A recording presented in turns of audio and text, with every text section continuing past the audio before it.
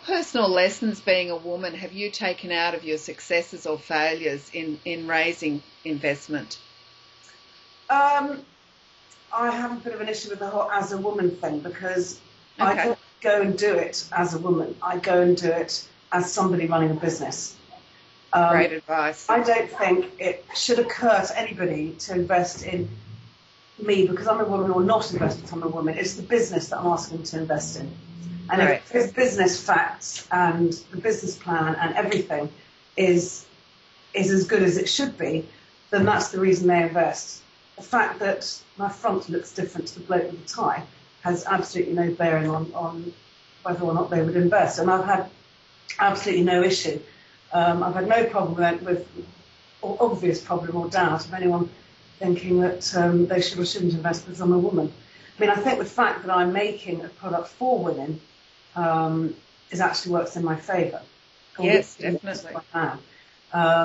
So, I mean, that's the thing. I just don't think your gender is relevant. I don't think you should consider it to be relevant either, because if you go into something like that thinking, I'm a woman, therefore I don't think I've got as good a chance, you're immediately putting yourself at a disadvantage, and that's your problem and not the person you're presenting to.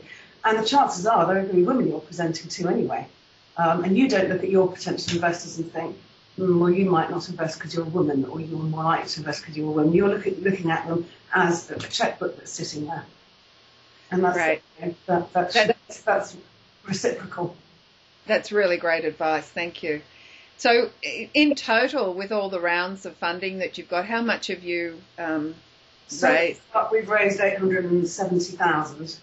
Most of it is friends and family. After the first round, I kind of slightly resented writing cheques to people for having raised the money for me when I knew most of the people who, knew risk. I've done it myself. And it's quite a lot of work. I mean, sometimes it is worth haggling with your VC or whoever is doing it for you and reducing their percentage, because people talk to you in industry, dialogue, and sometimes they'll go, well, what about this or that? And you're thinking, how are they talking about? I can talk about urine, but I don't know about this. But I have done most of it myself, and it's friends and family and people you meet. And if you're looking for funding, mention it to pretty much anybody you meet, because if someone is attracted to your product and your business and they can see you have a passion, chances are they'll say, oh, I know someone who, and that's how most of my fundings come along. Even someone you meet in the park.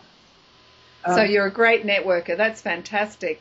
And you were just mentioning that other people actually have been raising funding for you, and you've been giving them percentages. Has that been the majority, or? No, that was the first two. Okay. Yeah, the first two, and since then, I mean, I'm just launched into another round to raise 400,000. Now, I thought I needed two, because we've now started getting some good contracts with PZM, particularly private healthcare, and we're inching our way into the NHS. So I'm thinking, well, we'll be selling this many by the end of the year, we'll only need this much money.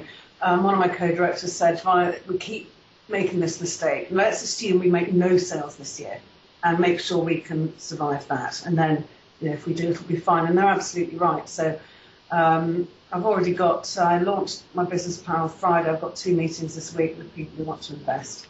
Right. So I think we'll be fine. Good.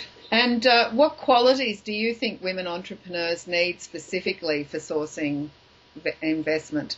I think that the same as anybody else. Just be dogged, be determined, believe absolutely in what you do, write a bloody good business plan, and be honest. And if you don't know the answer to a question, this goes for anything. When I ran my PR business, I said to my clients, if you don't know the answer to something or you find you're wrong, just put up your white flag and go, I don't know, or yes, I'm wrong.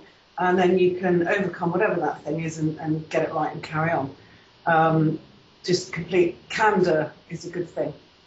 Brilliant. That's really good advice. Look, I really appreciate your contribution today, and good luck with the raising of the next round of funding. Very welcome. Thank you.